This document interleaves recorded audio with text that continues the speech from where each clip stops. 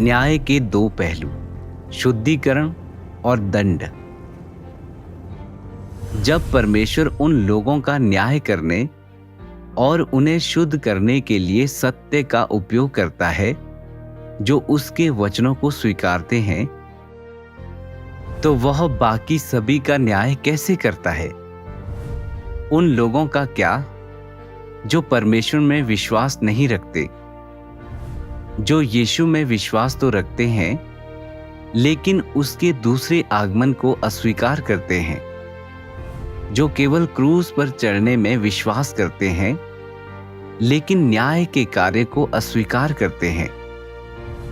और उन लोगों का क्या जो बाइबल से चिपके रहते हैं लेकिन अंत के दिनों में परमेश्वर के नए वचनों को अस्वीकार करते हैं। आओ इसे समझने के लिए वचनों के कुछ अंश पढ़ें।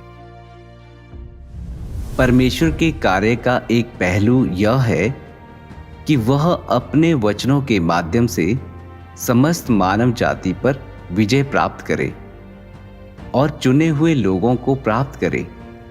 दूसरा पहलू है विभिन्न आपदाओं के तरीके से विद्रोह के सभी पुत्रों को जीतना। यह परमेश्वर के बड़े पैमाने के कार्य का एक भाग है।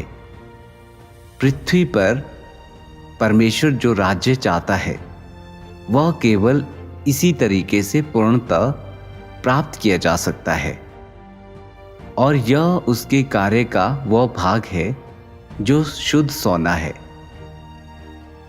एक के बाद एक सभी तरह की आपदाएं आ पड़ेंगी। सभी देश और स्थान आपदाओं का सामना करेंगे। हर जगह महामारी, अकाल, बाढ़, सूखा और भूकंप आएंगे।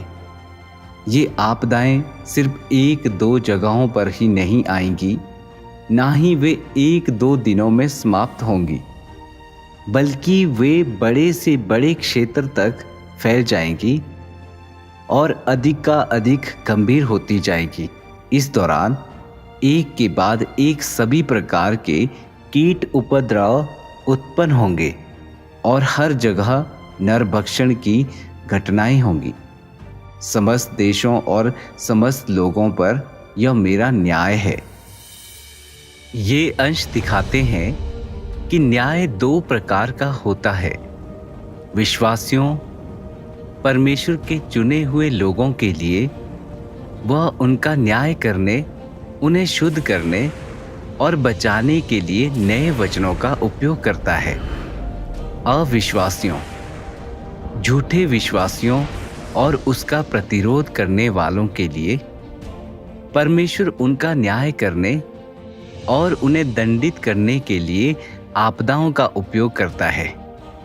परमेश्वर का कार्य कदमों और चरणों में किया जाता है। यह एक ही बार में पूरा नहीं होता। न्याय एक दो धारी तलवार है।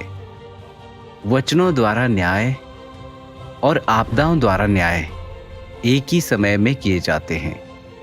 वचनों द्वारा न्याय मुख्य रूप से उन लोगों को शुद्ध करने के लिए हैं जो अंत के दिनों में उसके कार्य को स्वीकारते हैं।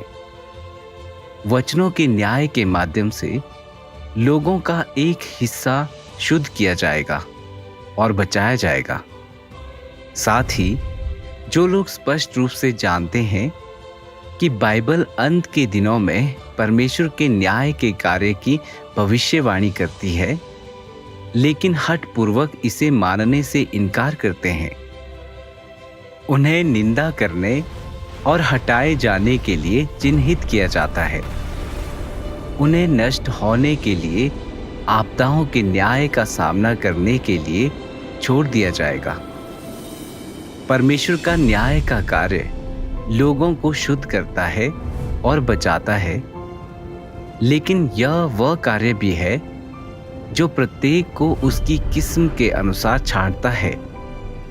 न्याय के कार्य में परमेश्वर मनमाने ढंग से लोगों की निंदा नहीं करता या उन्हें नष्ट नहीं करता।